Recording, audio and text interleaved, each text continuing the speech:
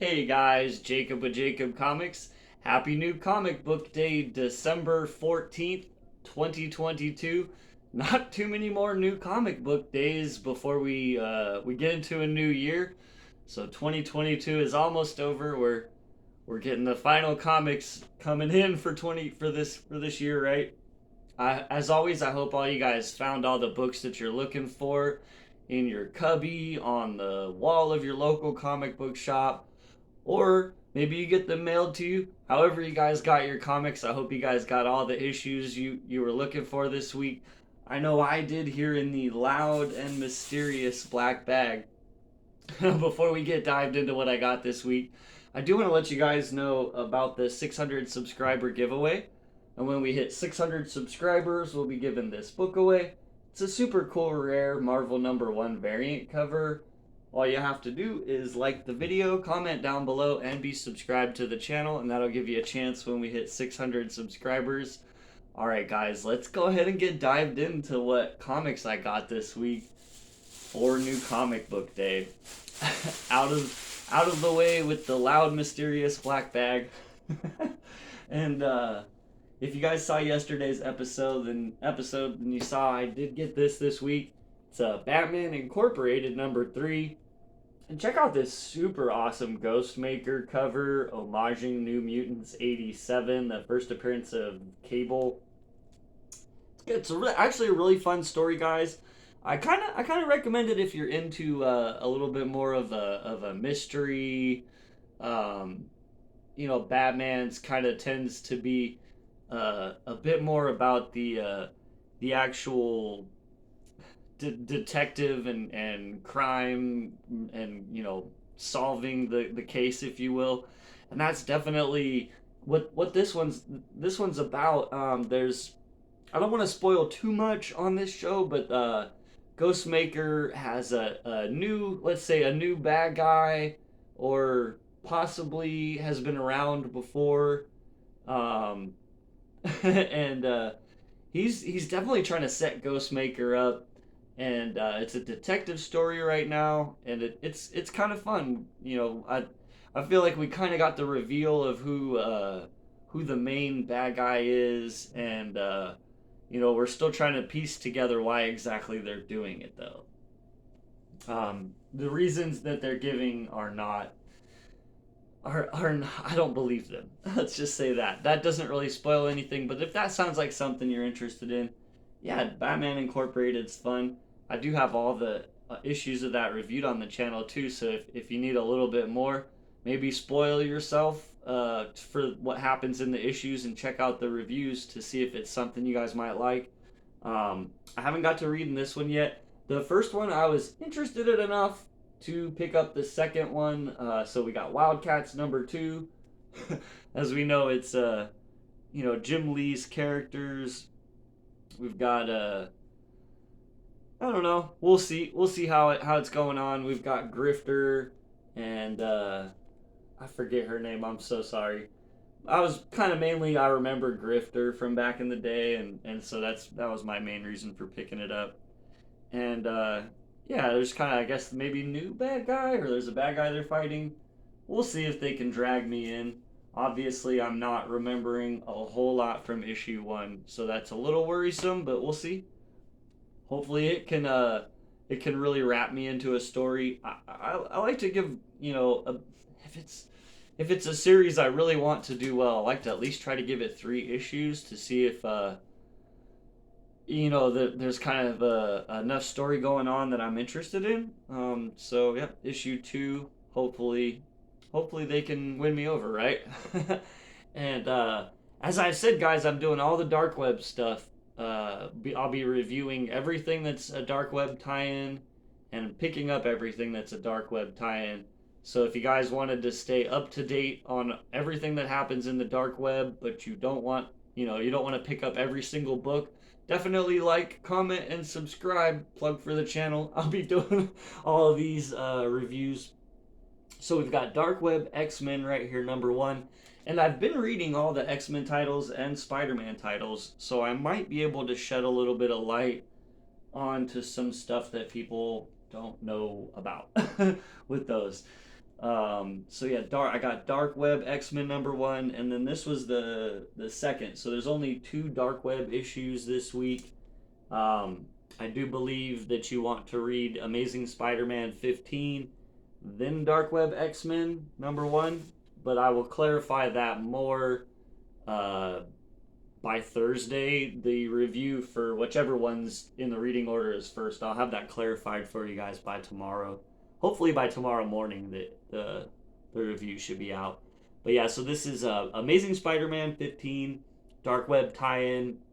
I don't want to reveal too much, but yes, that is actually happening in the issue, guys. Spider-Man is fighting Venom. They've come up with a reason for Spider-Man and Venom to fight again after all these years. So I think that's all I'm gonna give you. That's not enough of a teaser to maybe check out some of the some of the reviews for the dark web stuff, or pick it up yourself. Then yeah. But maybe if you're a Ben Riley fan too, there's a lot going on with Ben Riley. He's Chasm now. I don't want to spoil too much. Let's just say that Madeline Pryor, she is the uh, clone of Jean Grey, who has not been treated well in the history of comic books, and Ben Riley, who is the clone of Peter Parker, who has also not been treated very well in the history of comic books.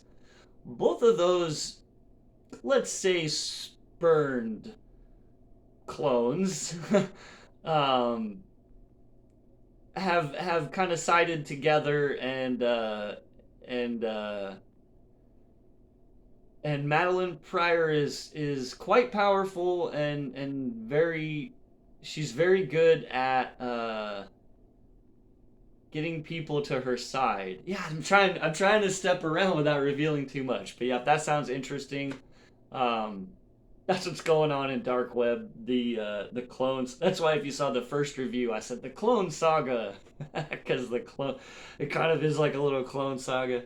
The clones of two famous Marvel characters, and the kind of two famous clones, honestly, are mad and tired, and we'll see where that goes, right?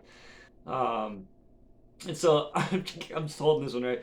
And so I picked this up again, like I said, on this Savage Avengers series.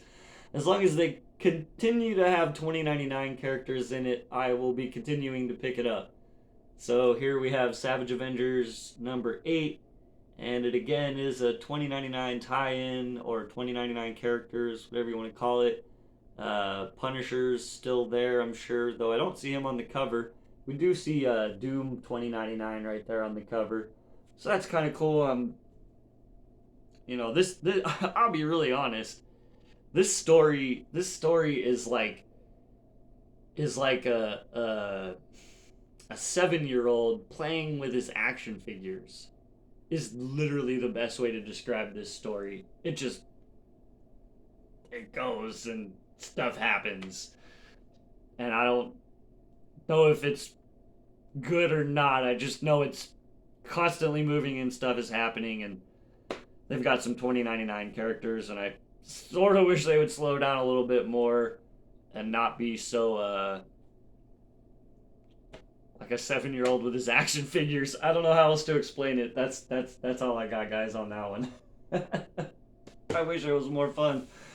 I've been struggling to find a good 2099 comic recently. Some of the ones they've come out with, I don't know if they're. Sometimes they're a little disappointing. So, yep. We'll see. We'll see if I get a review of that one up. Then you guys know I really liked it. If not, then I probably just read it and was like, oh. We'll see. I think that's the final 2099 one too. So I'm not too sure. Maybe there's one more. We'll have to see. I do know that they're going to be tying in all the different Avengers titles into this giant like Avengers Assemble. And I'm sort of curious, does that mean some of my 2099 characters from the Savage Avengers are going to get pulled into this giant crossover? Has me curious. We'll see. I don't know if they're going to be there or yet not, so I can't say I'm fully on board. We got Deadpool #2 this week as well. Shout out on the first book of this series. Is another one. I'm hoping I get a review of this one up. If it is as amazing as the first one, I most definitely will. I really had a lot of fun with with Deadpool 1 from this series. Deadpool is such a tough, a tonally tough character to get right. Before I set this down, super cool homage to what was it, Hulk? It's not. Yeah, Hulk. A classic Hulk issue. I want to say it's in the 280s. I can't remember off the top of my head. I'm sorry, but yeah, that homage to that classic Wolverine and Hulk cover with kind of like Doc Ock, one of Doc Ock's limbs reflecting Deadpool's visage back at himself, and Doc Ock's there screaming like he's the Hulk. Anyways, back to what I was saying about the issue. It's actually, like I said, it's really hard to get Deadpool tonally right.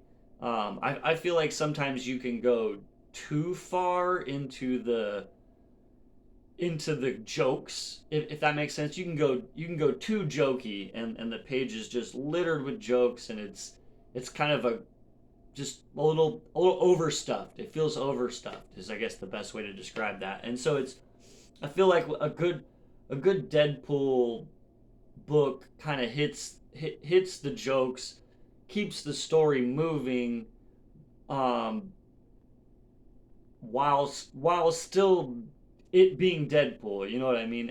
And by the end of issue 1, and this is just me, guys. Hey, everybody's got their own opinions, but by the end of issue 1, I really kind of felt like they were writing in Ryan Reynolds' voice, the Deadpool character from the movies. Um, and that's kind of what I wanted from it, was a bit more of the character that we have in the movie universe right now, and a little bit less of the ultra zany, right? You still want the zany, obviously. Ryan Reynolds is definitely got some zany, and so the book was really fun. I guess, long story short, the book was really fun. #1 actually really shocked me, and I'm hoping it continues along that path. I'm definitely on board as long as Deadpool is fun every month. And then last but not least, guys, we have one of the titles that I think is probably gonna not last around. We'll see. It's so hard with these extra X titles. They just seem to be in constant flux of getting canceled, and they try again and cancel, and they try with a different one. And it's honestly been one of the more fun ones that's kind of been a standalone read. One of I really like the art in this. The colors in this one are absolutely amazing. Shout out to Blee, Parsons, and Diaz. And I'll be sad to see this one go if it doesn't stick around. Mainly because of the art. The story by Cy Spurrier has been pretty head trippy, and um, I do feel like we're kind of finally the uh, coming to the end of this first arc with it's this new bad guy. She's actually here on the cover right here, and she's definitely an evil and pretty cool bad guy. I gotta give it that. Um, and yeah, I just don't know. I don't know. I haven't heard a lot of other people giving this book love. So it's kind of sad. I think it might be on the chopping block. We'll see. It's a super awesome cover though. Just a fun little series that I've been reading. If you like, here's what I would say on Legion of X. If you're a big Nightcrawler fan, definitely give it a chance. It's revolving a lot around Nightcrawler. He's kind of our main character. Additionally, there is, I think, the second character that they are really telling a lot of his story or from his perspective, and it feels like it's uh, would be Legion. So if you're a Nightcrawler fan or a really big Legion fan, check it out. It's some new stories about those characters, and as I've said before, it's all taking place in the mind space of Legion, and within this mind space that Legion's created, um, Nightcrawler has a crew of X-Men, for lack of, just to make it make sense, a crew of X-Men that are there to try to keep some sort of sense of peace and right and wrong, and some sort of a law in this land, in this Legion headspace that a lot of the X-Men are kind of using as uh, a place to go and relax, and just to get away from everything. Um, so that's what's going on in that. Those are the books that I picked up this week. As always, I want to wish you guys a happy comic book day. Thanks for stopping by. If you stuck around all the way to this long, thanks especially. We'll see you guys tomorrow and have a great day.